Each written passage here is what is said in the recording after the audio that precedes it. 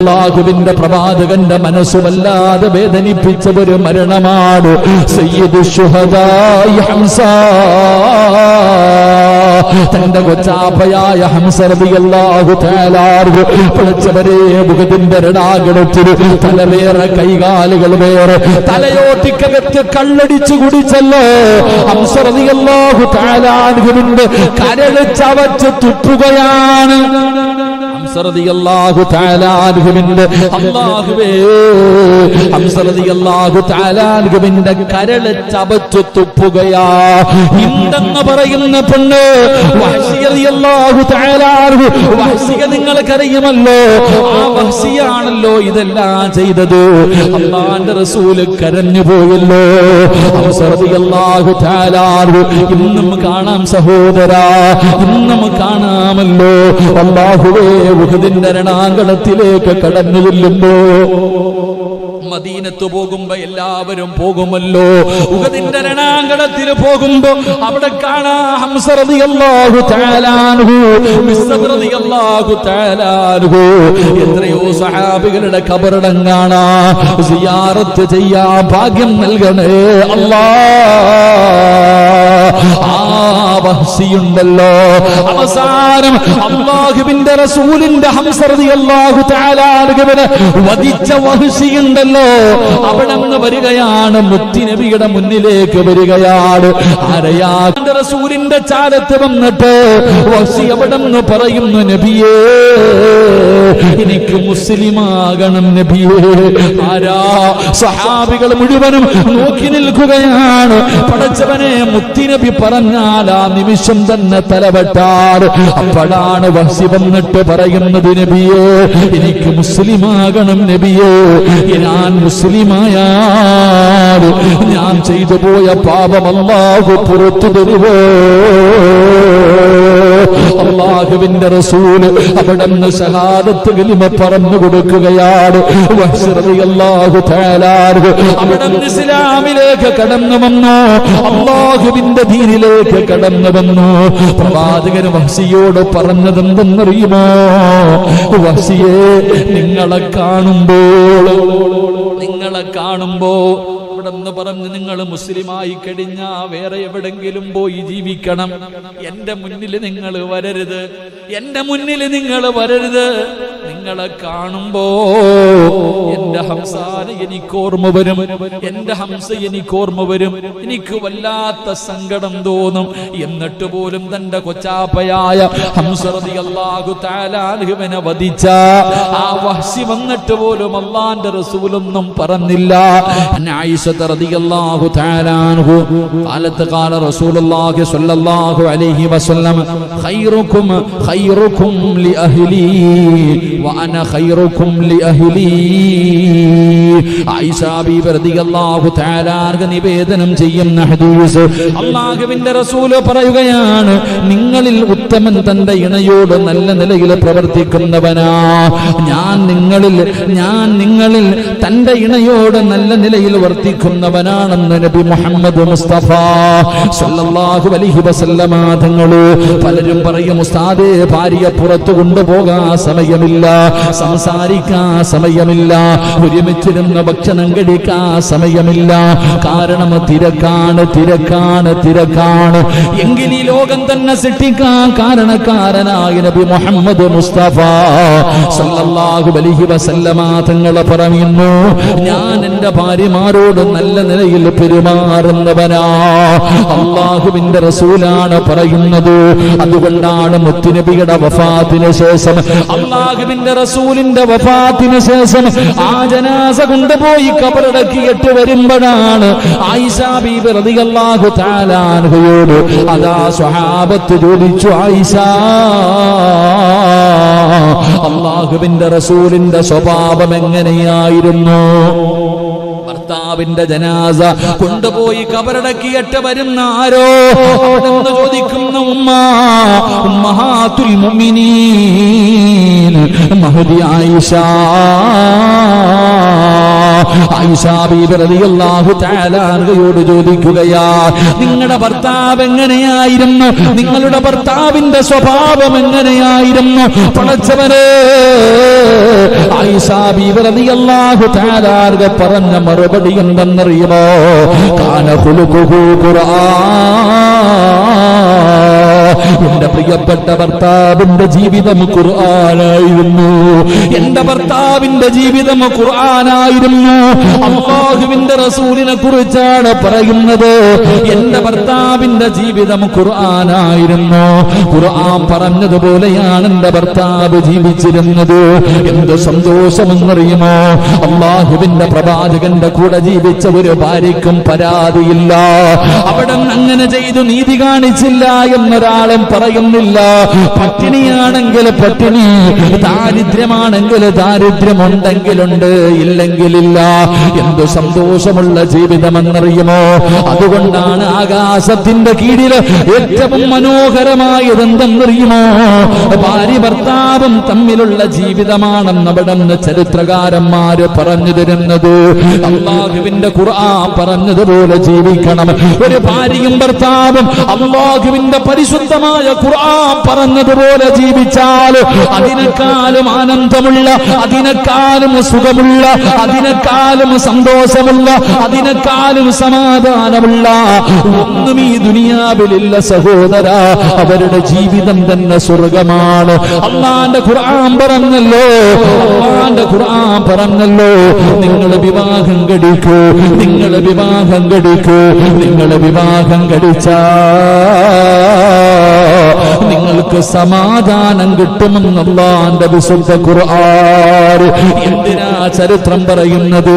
അബുൽ ബശർ ആദം നബി അലൈഹിസ്സലാം ഈ ലോകത്തെ ആദ്യത്തെ മനുഷ്യനല്ലേ ആദം നബി. ആദം നബി സ്വർഗത്തിലൂടെ നടക്കുകയാണ്. എന്റെയും നിങ്ങളുടെയും ജീവിതത്തിലെ ഏറ്റവും വലിയ മോഹമാണ് സ്വർഗത്തിൽ പോകണം.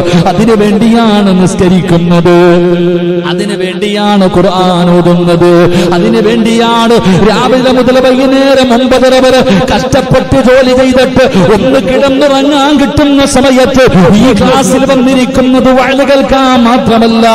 അല്ലാഹുവേ, ഇതിന് പകരം നീ എനിക്ക് സ്വർഗം തരണേ അല്ലാഹ്.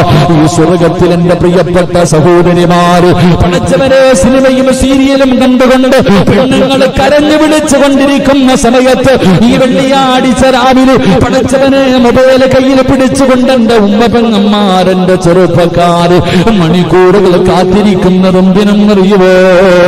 അല്ലാഹുവിന്റെ റസൂല് പറഞ്ഞല്ലോ, ദുനിയാവിൽ 2 സ്വർഗമുണ്ട്, ദുനിയാവിൽ 2 സ്വർഗമുണ്ട്. ആ സ്വർഗത്തിൽ അവര് സ്വർഗത്തിലിരിക്കാൻ പടച്ചവനെ ഇൽമ പറയുന്നത് കേൾക്കാൻ ഒരവസരം അല്ലാഹു തന്നല്ലോ. ഇതിന് പകരം അല്ലാഹു എനിക്ക് സ്വർഗം നൽകുമല്ലോ. ആ സ്വർഗത്തിന് വേണ്ടിയാണ് ഞാനും നിങ്ങളും വഅദ് കേൾക്കുന്നത്, സർവ നന്മകളും ചെയ്യുന്നത്. എങ്കിൽ അല്ലാഹുവിന്റെ സ്വർഗം എത്ര മനോഹരമാണ്. ആ മനോഹരമായ സ്വർഗത്തിലാണ് ആദം നബി അലൈഹിസ്സലാം കടന്നുപോയത്. സ്വർഗത്തിന്റെ അരുവികൾ, സ്വർഗത്തിലെ പടങ്ങൾ, സ്വർഗത്തിലെ പദവികൾ, സ്വർഗത്തിലെ കൊട്ടാരങ്ങൾ. അല്ലാഹുവേ, ആദം നബി സ്വർഗത്തിലൂടെ നടക്കുകയാ. അല്ലാഹു ചോദിക്കുന്നു, ആദമേ, എന്തേ നിന്റെ മുഖത്തൊരു സന്തോഷമില്ലാത്തത്? എന്തേ നിനക്കൊരു സുഖമില്ലാത്തത്? അല്ലാഹുവേ, ഒറ്റയ്ക്ക് നടന്നു മടുത്തുറപ്പേ, ഒറ്റയ്ക്ക് നടന്നും മടുത്തുറപ്പ്.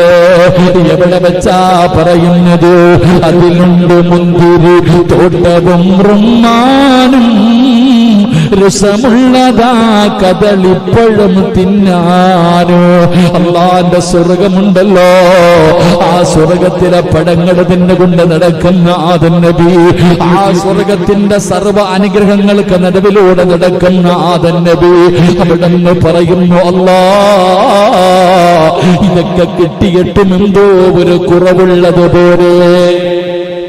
ആദം നബി സ്വർഗത്തിൽ കൂടെ നടക്ക, അതിനേക്കാളും ഒന്നും ഈ ലോകത്തില്ല, സ്വർഗത്തിനേക്കാളും വലിയ ഒന്നും ഈ ലോകത്തില്ല. അള്ളാന്റെ ഖുർആൻ പോലും പറഞ്ഞത് നിങ്ങൾക്ക് സ്വർഗത്തെ കുറിച്ച് ചിന്തിച്ചാൽ തിരിയില്ല എന്നാ. അത്രയും വലിയ സ്വർഗത്തിലൂടെ ആദം നബി നടക്കുമ്പോഴും സന്തോഷമില്ല. എന്തേ ആദവേ സന്തോഷമില്ലാത്ത? എന്തോ ഒരു കുറവുള്ളത് പോലെ. ഹവ്വ റളിയല്ലാഹു തആല അൻഹ അള്ളാഹു ഹവ്വാ ബീബിയെ സൃഷ്ടിച്ചു കൊടുത്തപ്പോഴാ ആദം നബി പറഞ്ഞത് ഇപ്പോഴാ അള്ളാഹ് സന്തോഷം ഉണ്ടായ. അള്ളാഹു നമുക്ക് ഈമാൻ നൽകുമാറാകട്ടെ. അതാ ഭാര്യയും ഭർത്താവും, അതാണ് ഭാര്യയും ഭർത്താവും. ആദ്യത്തെ വിവാഹം നടന്ന് എവിടെ വെച്ച്? പറമനിച്ച ഊട്ടി വെച്ചോ? എവിടെ വെച്ച് ആദ്യത്തെ വിവാഹം നടന്നേ? നിങ്ങൾ കേറിയിരിക്കും. 3 സ്വലാത്ത് സ്വല്ലല്ലാഹു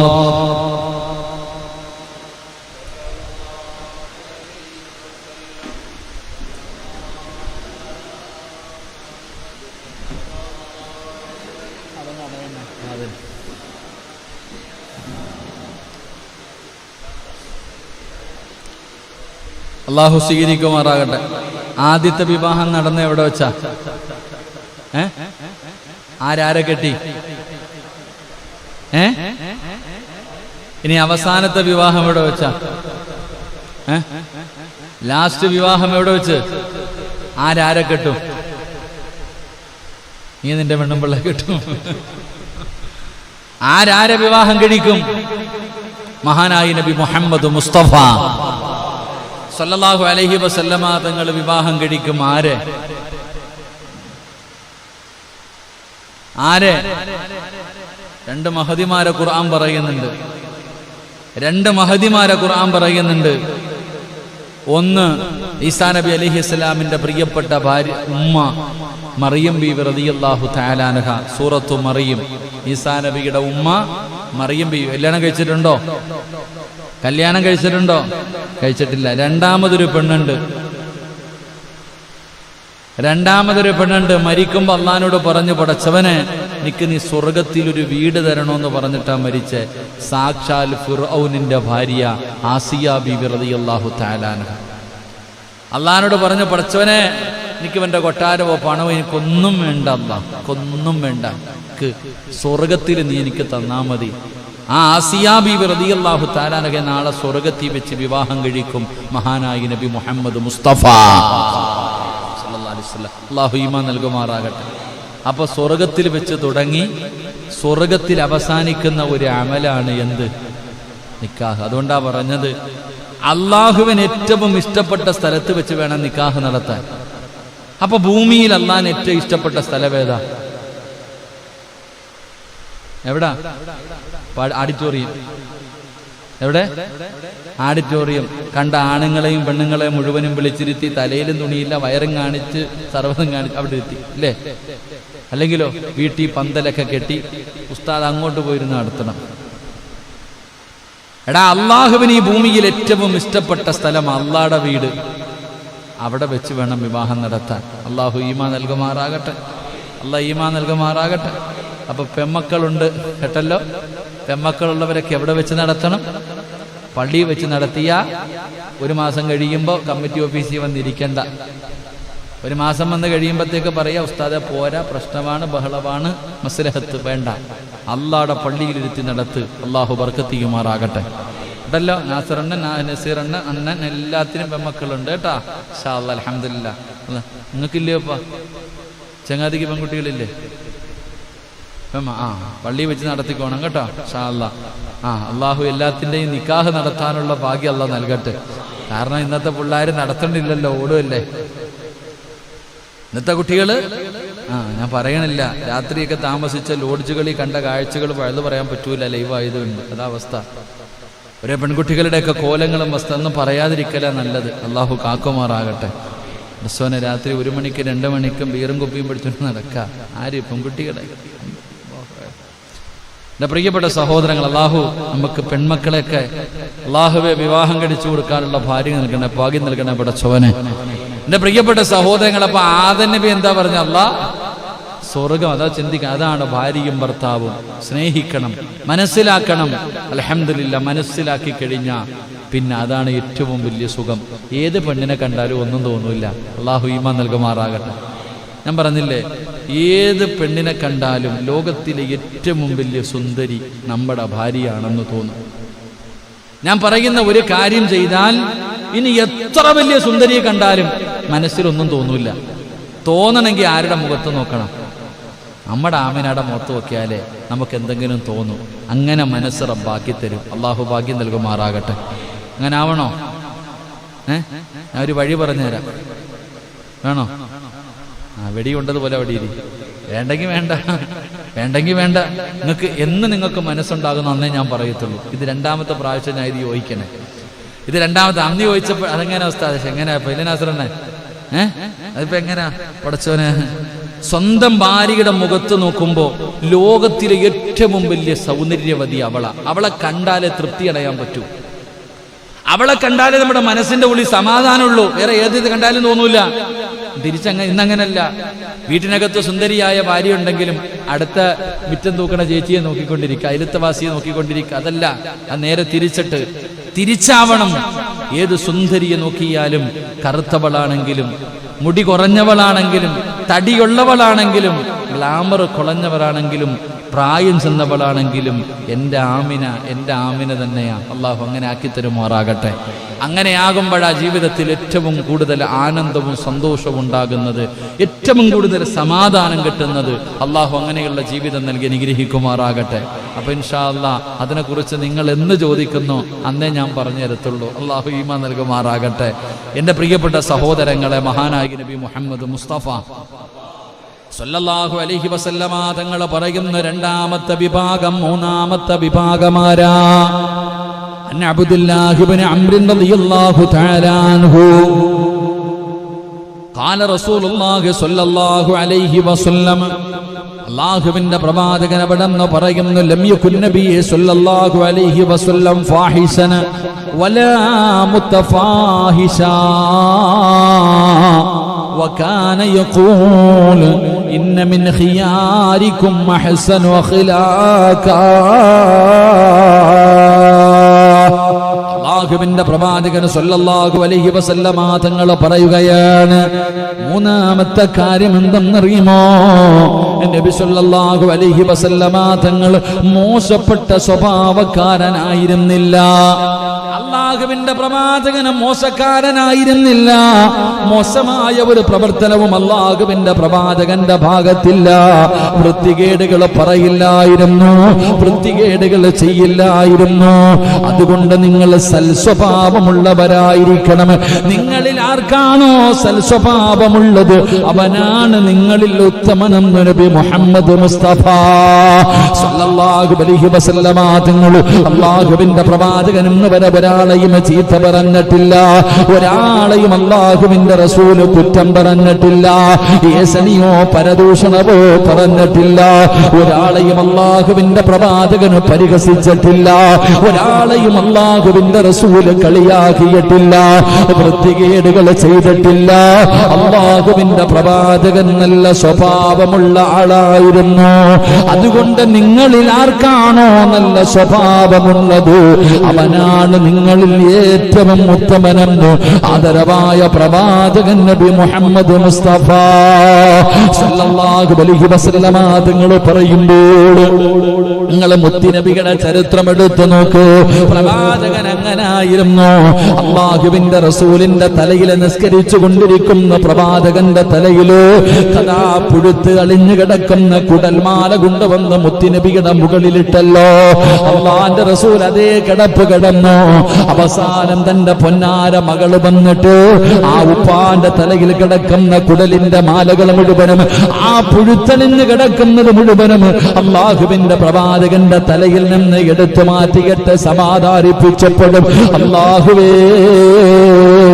റസൂലുള്ള ചിരിക്കുകയായിരുന്നു.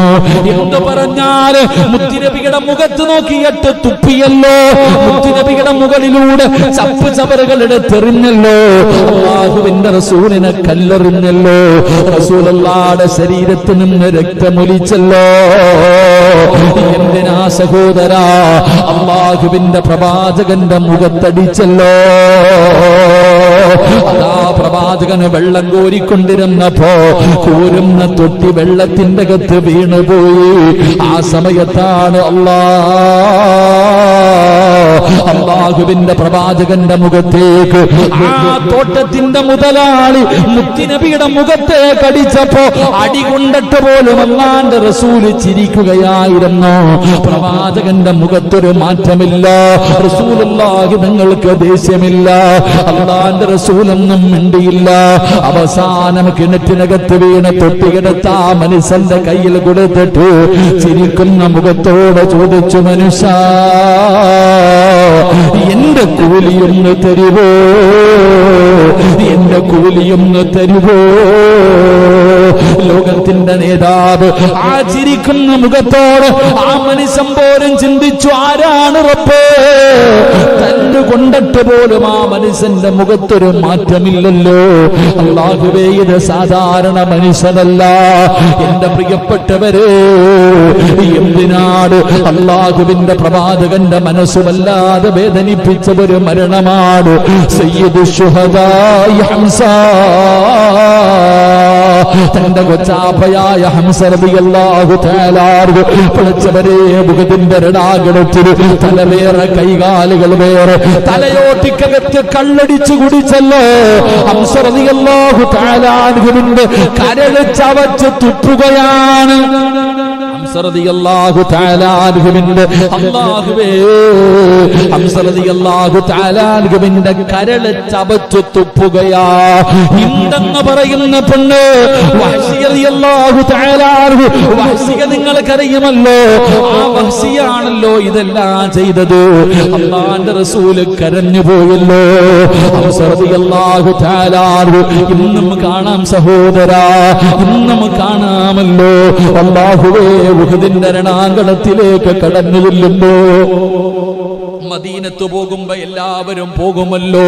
ഉഹദിന്റെ രണാങ്കണത്തിൽ പോകുമ്പോ അവിടെ കാണാം ഹംസ റളിയല്ലാഹു തആല അൻഹു, മിസ്അബ് റളിയല്ലാഹു തആല അൻഹു. എത്രയോ സഹാബികളുടെ ഖബറിടം കാണാം. സിയാറത്ത് ചെയ്യാൻ ഭാഗ്യം നൽകണേ അല്ലാഹ്. ആ വഹ്ശിയുണ്ടല്ലോ, അവസാനം അല്ലാഹുവിന്റെ റസൂലിന്റെ ഹംസ റളിയല്ലാഹു തആല അൻഹുവിനെ വധിച്ച വഹ്ശിയുണ്ടല്ലോ, അവിടെ നിന്ന് വരികയാണ്, മുത്തുനബിയുടെ മുന്നിലേക്ക് വരികയാണ്. ആരെയാ? റസൂലിന്റെ ചാരത്ത് വന്നിട്ട് വഹ്ശി അവിടെ നിന്ന് പറയുന്നു, നബിയേ, എനിക്ക് മുസ്ലിമാകണം നബിയേ. ആരാ? സഹാബികൾ മുഴുവനും നോക്കി നിൽക്കുകയാണ്. പടച്ചവനെ, മുത്തുനബി പറഞ്ഞാൽ ആ നിമിഷം തന്നെ തലവെട്ടാറ്. അപ്പോഴാണ് വഹ്ശി വന്നിട്ട് പറയുന്നത്, നബിയേ, എനിക്ക് മുസ്ലിമാകണം നബിയേ. ഞാൻ മുസ്ലിമായാൽ ഞാൻ ചെയ്തു പോയ പാപം അല്ലാഹു പുറത്തു തരുവോ?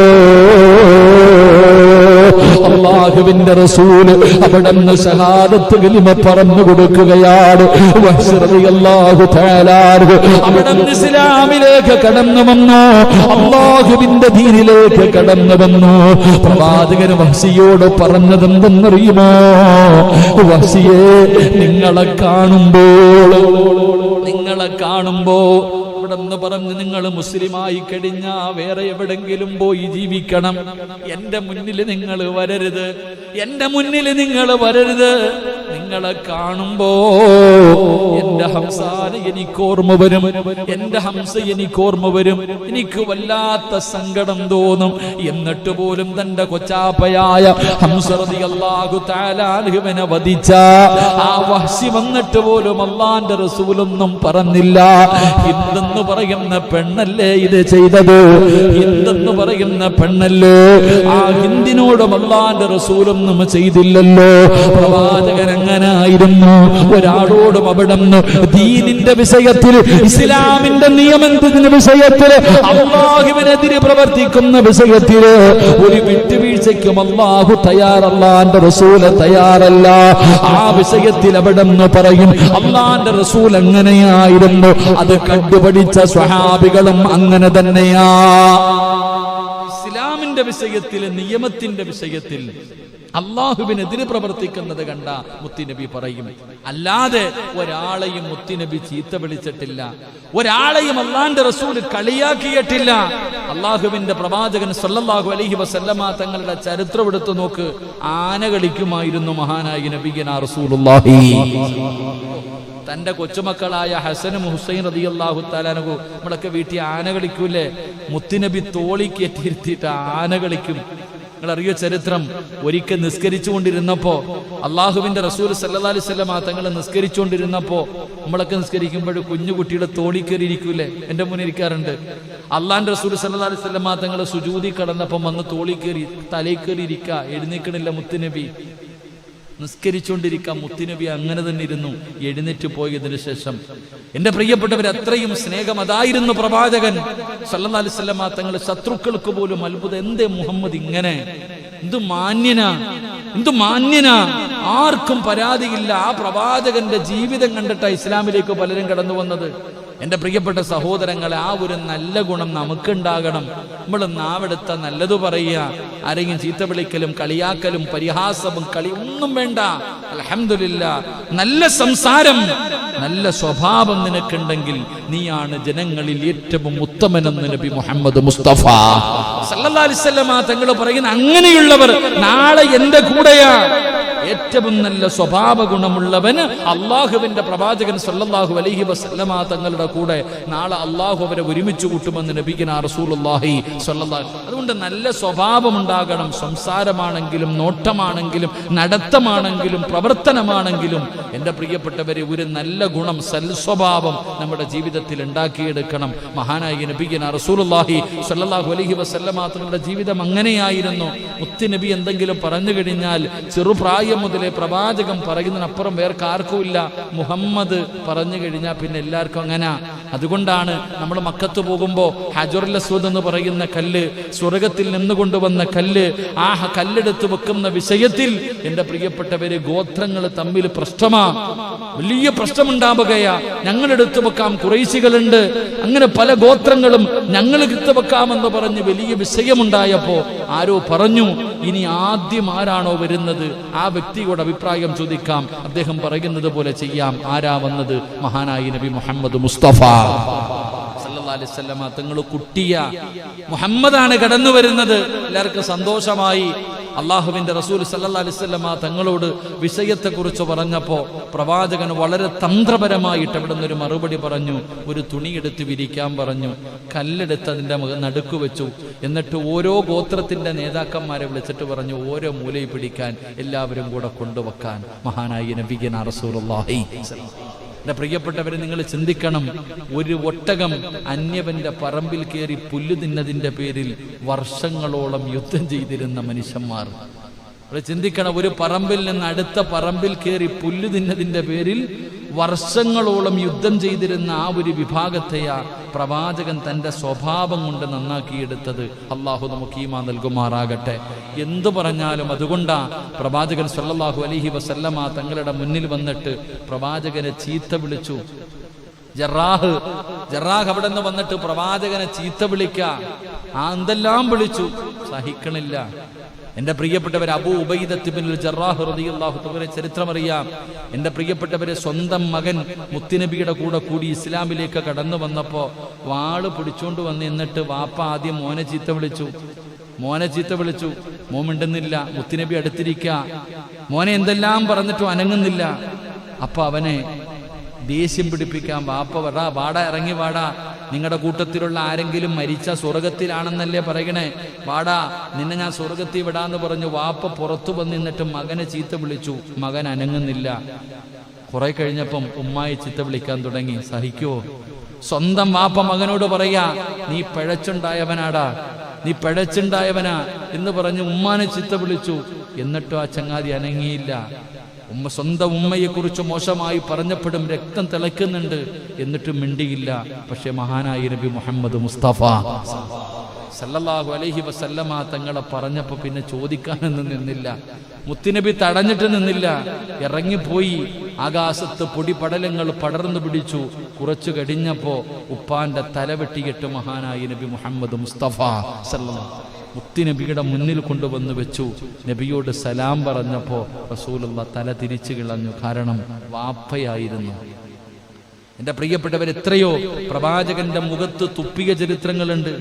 പ്രവാചകന്റെ ശരീരത്തേക്ക് വേസ്റ്റ് തട്ടിയ ചരിത്രങ്ങളുണ്ട്. എന്തെങ്കിലും പ്രവാചകൻ ആരെയും എന്തിന്? എൻ്റെ പ്രിയപ്പെട്ട സഹോദരങ്ങളെ, ഉമ്മാടെ നാട്ടിൽ പോയപ്പോൾ തെരുവ് പിള്ളാരെ കൊണ്ട് കല്ല് പറക്കി എറിഞ്ഞിട്ട് പ്രവാചകന്റെ ശരീരത്തിലൂടെ രക്തം ഇങ്ങനെ വീഴുകയാ. ഒരു മരത്തിന്റെ ചുവട്ടിൽ ഇങ്ങനെ ഇരിക്കുമ്പോഴാണ് മുഖറബുൽ അംലാഖു മലക്ക് ജിബ്രീൽ അലൈഹിസ്സലാം വന്നിട്ട് പറഞ്ഞു, നബിയെ ഒരു വാക്കു പറ, ഇവരെ മുഴുവനും ഞാൻ തകർത്തേക്കാം. അങ്ങയുടെ ശരീരം ഇത്രയും വേദനിപ്പിച്ച ഇവര് ഒരു വാക്കു പറഞ്ഞ് ഇപ്പൊ തന്നെ തീർത്തേക്കാം. വേണ്ട ജിബ്രീലേ, വേണ്ട ജിബ്രീലേ, അറിവില്ലാത്തവരല്ലേ. ഇവരുടെ തലമുറയിൽ ഏതെങ്കിലും ഒരു മനുഷ്യൻ ഇസ്ലാമിലേക്ക് കടന്നു വന്നാലോ? അതാ പോയിന്റ്. ഇവരുടെ തലമുറയിൽ ഏതെങ്കിലും ഒരു മനുഷ്യൻ ഇസ്ലാമിലേക്ക് കടന്നു വന്നാലോ? വേണ്ട. ജിബ്രീൽ അലൈഹിസ്സലാം പറഞ്ഞു, നബിയെ അങ്ങയുടെ ഒരു തുള്ളി രക്തം ഭൂമിയിൽ വീണാൻ ഞാൻ പിന്നെ അനുവാദം ചോദിക്കൂല. അങ്ങയുടെ ശരീരത്ത് നിന്ന് ഒരു തുള്ളി രക്തം ഭൂമിയിലേക്ക് വീണ് കഴിഞ്ഞാൽ പിന്നെ അനുവാദം ചോദിക്കാൻ നിൽക്കില്ല, ഞാൻ എൻ്റെ പണി തുടങ്ങും. നബി സല്ലല്ലാഹു അലൈഹി വസല്ലമ തങ്ങൾ തൻ്റെ തുണിയെടുത്തിട്ട് രക്തം താഴെ വീഴാതെ തുടച്ചു എന്ന ചരിത്രം പഠിപ്പിക്കുക. അതാ കാരുണ്യത്തിൻ്റെ പ്രവാചകൻ നബി മുഹമ്മദ് മുസ്തഫ.